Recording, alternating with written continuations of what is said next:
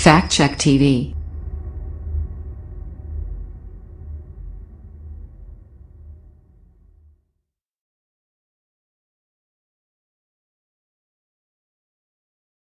Tonight, Victor Blackwell has exclusive information, some disturbing new evidence, photos and videos that only raise more questions. And we do want to warn you, some of the video you're about to see is graphic, difficult to watch. Here's Victor's report. It's the only video shot inside the Lowndes High School gym the day 17-year-old Kendrick Johnson was found dead. And with his parents' approval, we're showing it for the first time. Lowndes County, Georgia investigators say Kendrick's death was a tragic accident, that he climbed onto these rolled gym mats to reach for this shoe at the center of one mat, slipped, got stuck upside down, and died. County officials say the blood in this photo spilled after Kendrick's heart had stopped pumping hours after he had died. But Kendrick's parents say the photo and the video show something else. There's enough evidence to show that Kendrick was murdered. CNN has exclusively obtained the 15-minute video and nearly 700 photos of the scene taken by Lowndes County investigators. And for the first time, Kendrick's parents, Kenneth and Jacqueline Johnson, are ready to look at them, including these pictures of orange and black gym shoes investigators found just yards from Kendrick's body. Did these shoes belong to Kendrick? No. When you look at these shoes that were at the scene, what stands out to you? The blood on the shoe. But investigators say tests show the stains are something other than blood, so the shoes were not collected as potential evidence. I don't understand why you didn't. CNN took the photos to independent private investigator and former FBI Special Agent Harold Kopis. If you were on this scene, would this have been something you would have left? No. Bag and tag. There's no indication investigators ever even looked for the owner of the shoes or this hooded sweatshirt found a few feet from Kendrick's body. And if you look real close, there's something on this particular cuff. And then the question is, was it blood? Did you test it? According to the crime lab report, no. They know something happened in that gym, and they don't want it to come out. For the Johnsons, there's no stronger indicator than this photo. It's of what appears to be blood dripping down a wall. Here's what Lowndes County Lieutenant Stride Jones told CNN about that wall in May. And we tested it, and it was blood. Now, we did DNA testing, and it was not the blood of Kendrick Johnson.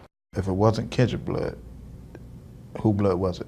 Did you ever find out who it was or any involved? No, as of now, we haven't, no. But it doesn't appear to be related to our crime in any way. What do you think about the decision not to test it further? You can't explain it. If you're running the crime scene, then you're going to say that's potential evidence. Obviously, we're going to check this out and find out who does it belong to. This is an athletic gym. I mean, obviously, this is where they conduct various athletic classes and instructions at.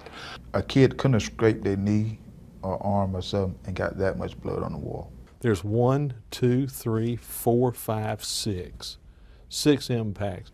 The opinion of our crime scene personnel, after looking at it closely, the blood appeared as it had been there for an extended period of time. It didn't appear to be very fresh.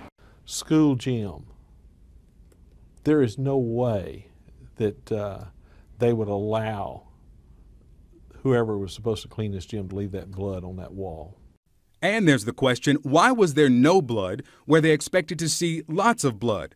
Remember the photo of that shoe investigators say was inches below Kendrick's head? Look at it again. If he was inside the mat, reaching for that shoe, inside this tube, reaching for the shoe, and the shoe is beneath him, why isn't that shoe covered with blood? And what do you think about that shoe not being covered with blood? Do you? It was placed there. Hey, Sheriff Prime. Hi.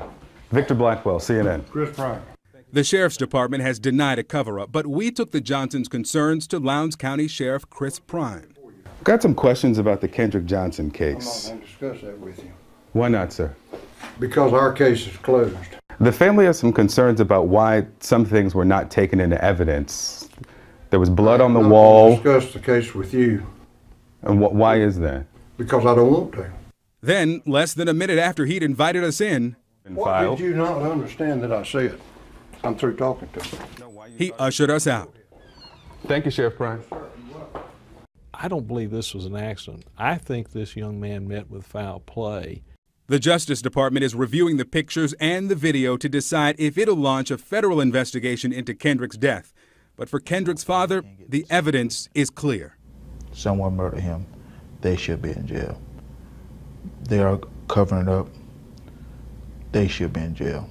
Victor Blackwell joins us now. So the former FBI agent says that the crime scene was contaminated. How so? Well, Harold Copa says that it's crime scene 101, that when you're on a scene investigating, you wear the shoe protectors. Those are the blue booties you see on the crime shows on television. Well, look at these pictures. You can see here that these investigators are not wearing the shoe protectors, and it's not so much to protect the scene, rather to protect your shoes, but it's to protect the scene from anything you could track in. And Copa says because they're not wearing those protectors, this scene was obviously contaminated. And clearly, you tried to talk to the sheriff there. They clearly didn't want to talk. Is there anyone tied to the investigation who is willing to talk? Well, we went to speak with the superintendent of Lowndes County Schools, Wes Taylor, and we asked him about the blood on the wall and how long it had been there. Also, I mean, if the theory is true that he slipped into these mats after climbing onto the bleacher to get the shoe, are the mats still there? His answer to most of our questions: we are cooperating with the Georgia Bureau of Investigations. He wouldn't go further than that. You would think someone who works at that school would either be able to say, oh yeah, I remember when a student, bled all over the wall in 6 different places, or not. It'd be interesting to hear if they've been talked to. What about the Department of Justice? Where are they in the status of their investigation?